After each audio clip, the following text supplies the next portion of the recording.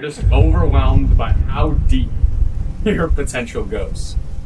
Part of you knows that you're meant for something bigger, but you've never been taught to actually unlock it. So your mind reverts back to numbing, to avoidance, to distraction. But there's a version of you that doesn't avoid that pain, that leans into it. And he chooses discomfort because he knows that's where freedom starts. Realize that you're doing great as long as you're actually focusing. Stare at your shadow in the face. Point it out on paper. Sit with it. Feel bad about it. Don't let that be in the background that you never actually look at, because guess what? Then you're gonna be stuck more length of time.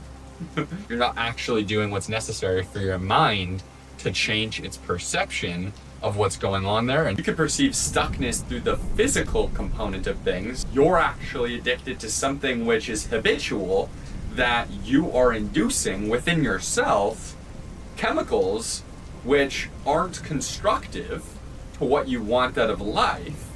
Whereas there are other ways you can get this stimulus, but you're not activating stimulus from the healthy things yet.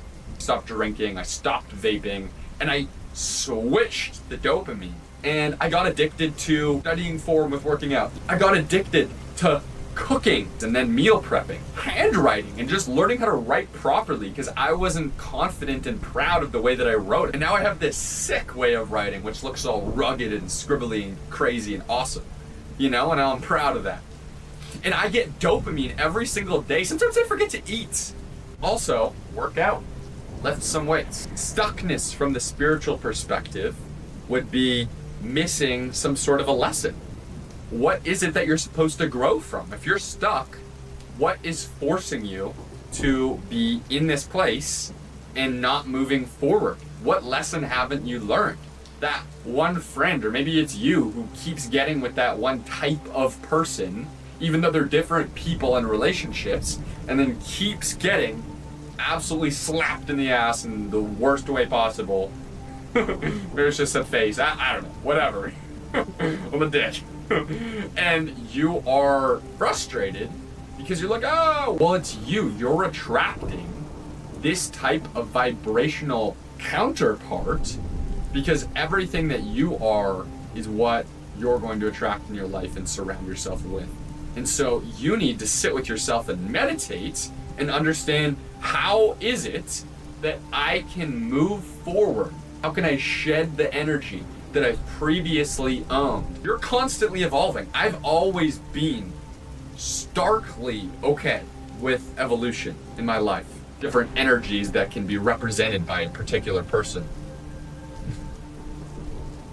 I've always been very good at being in tune with my spirit, my intuition, and knowing when it was time to move on, when it was time to level up, when it was time to open myself to new energy and perspectives, to reflect, to go inside, to take a step back, and to accept the fact that parts of me that I love to death, that give me the most stimulation in my life, that give me the most security in my life, need to die. And if you feel stuck in life, I'd highly recommend you find a quiet space like this one. Go for a walk. Go find a stream. Play some lo-fi. Close your eyes somewhere where you know nobody's going to find you. I have this nice little spot in the bushes, and I want you to just think about nothing or about what you want most in life. Pick one of the other. And I want you to comment below after you did that exercise how that made you feel. And if it felt good, I want you to keep doing that. Because that's going to expand nothingness and openness for something to expand into your life, the thing which your intuition will guide you to, or it will expand the thing which you truly already know that you want most in life. But if we're being cutthroat right now, Do an audit of what you did for the past 24 hours. I envision these ideas of the Shadow King physique concept and the philosophy vids, etc. What matters is walking from A to B, from B to C, and moving. That's my weakness generally. Doing the thing I am so passionate about, strategizing to become, but not actually doing the thing.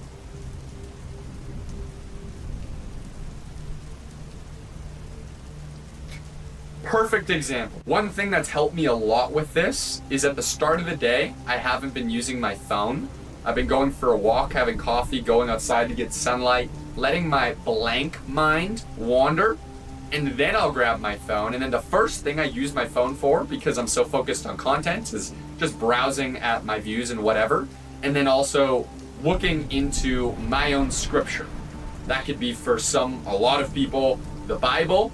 Or for myself, there's a book of texts called The Law of One. Scripture is basically just a highly regarded book of wisdom, which can help you grow in every area of your life, which is usually stood the test of time.